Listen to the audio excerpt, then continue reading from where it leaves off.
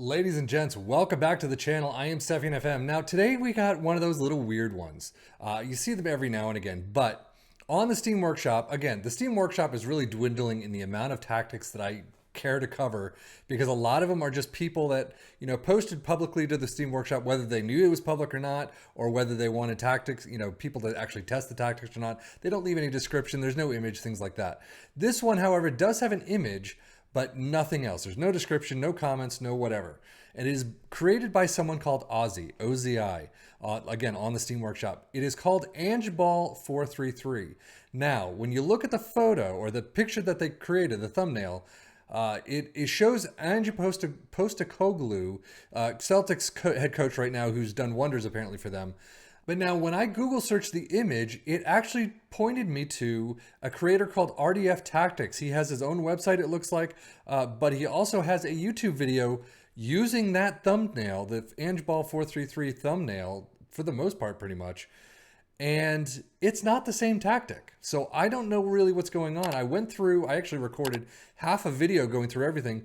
But then when I got to the tactic itself, it's not the same tactic. In possession, on this tactic, you have underlap on the left and right and focus play down the middle.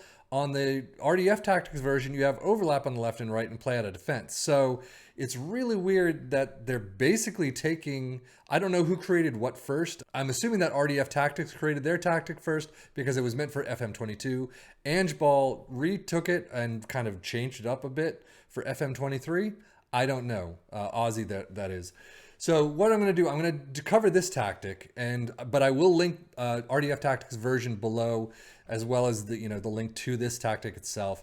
So test them out, see what you think is better. There is a download on RDF Tactics website. I can take a look and see how that works, but there is a full, wonderful write-up on RDF Tactics page, video, as well as he links to totalfootballanalysis.com and how Ange Postecoglou, how his team sets up and things like that. So definitely worth trying. I will probably try his version next or this week or next week or something like that, just to see how they differ. But right now we're going to take a look at Aussie's version of AngeBall 433. You do start out with a goalkeeper in defend, a wingback on the left in attack, an inverted wingback on the right in attack. Sandwich in between is a ball-playing defender in cover on both sides. Mazzala in attack on both sides. Sandwich there is a ball-winning midfielder in support. Winger on the left in support. An inverted winger in support on the right. And in front, a deep-lying forward in support. In possession, you have attacking with his wide. Underlap on the left and right. Focused at play down the middle, like I said. Play out of defense. Passing directness is much shorter. Tempo is higher. Low crosses in the final third. Work the ball into the box and be more expressive. In transition, counterpress, hold shape this time around. Distribute quickly and distribute to the center backs and take short kicks. And out of possession, a high press line of engagement, a much higher defensive line, trigger press much more often, prevent short goalkeeper distribution, get stuck in, step up more, trap outside, and stop the crosses. Now, how did this version do for our three teams of Tottenham, Newcastle, and Wolves? Yeah, I mean, Newcastle really not doing all that well. 44, they should be up in the 50s or thereabouts. And then Wolves handily relegated with only 27 points. Tottenham, the only shining star with 57, is definitely not where they should be.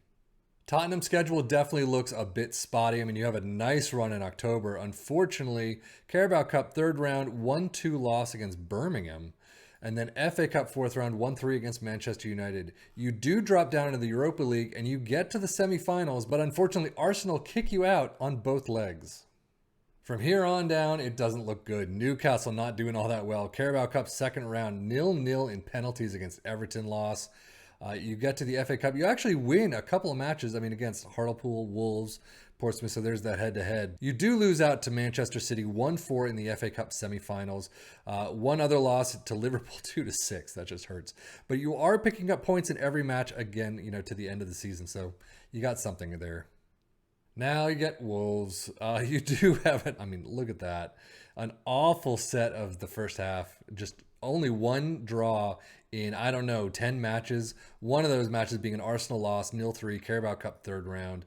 You do move on in the FA Cup. You're beating Chelsea. Unfortunately, you get to the fourth round, 0-2 against Newcastle, again, head-to-head.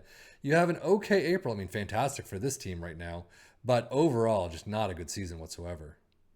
Transfer-wise, Hugo Lloris is out, and Ferdi Kadioglu from Fenerbahce, 15.75, so really not spending a lot of money there.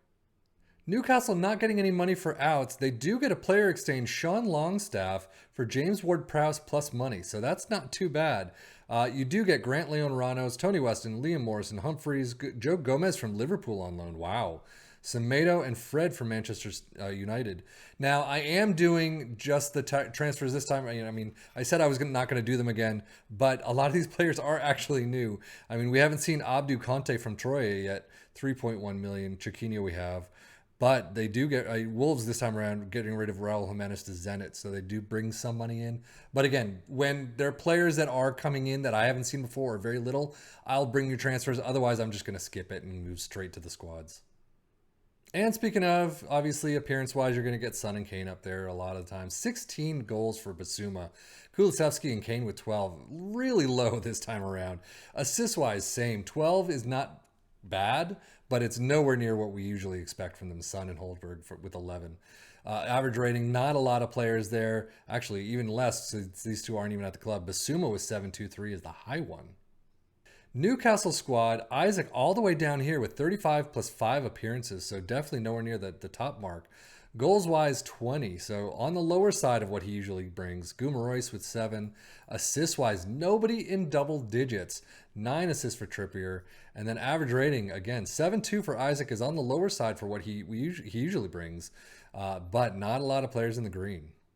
And this one I'm a little nervous about, but Wolves, not a lot of appearances there. Goals-wise, 11 for Neves with 9, 9 for Cunha as well. Assists-wise, basically nothing. 7 is your tops. Average rating, you've got Abdou Conte with 7.05. So, I mean, you have a couple of players in there, but really 7.01 to 7.05 is not a fantastic mark. So basically similar all around for the data hub. Tottenham getting decent defensively. Yeah, they cover a good amount of it.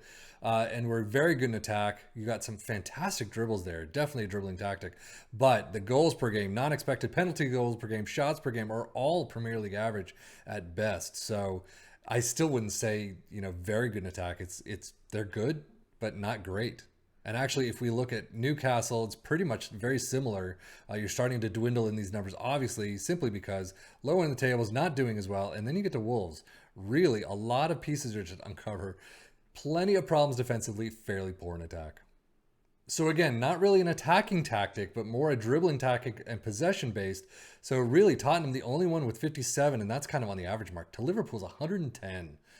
But fewer shots against nobody. Possession, there you go, all three teams, as is most dribbles made. But overall, I mean, these really don't have a lot. You've got some defensive work there. Best passing completion, again, with the most possession and dribbles and all that. But everything else just not there. And if we look at the player overview, most goals, Isaac the only one with 16. And that's, for him, really low. Most assists, nobody. Player of the Match Award, you got Isaac with 5, and that's just bang on average. But passing you get there, most dribbles you made, you got a couple players. Most key passes, wow, this time Sarabi's not in the mix, but Wolves really did horrifically. But you do have Trippier, which is usually on top, and James Ward-Prowse, which is a fantastic pickup by them. But overall, really not a great showing on all three teams. Wolves being handily relegated. 27 up to 39 and 40. Not great job at all. Tottenham, the only, again, shining star with 57 points, isn't all that great, even if they have Europa League next year. And next time, I think I will be bringing you the RDF tactic version just to see how his is. Even though it's FM22, it should hopefully work on this FM23 save. So we'll take a look then. But that'll be next time. So thank you for watching. Take care and enjoy.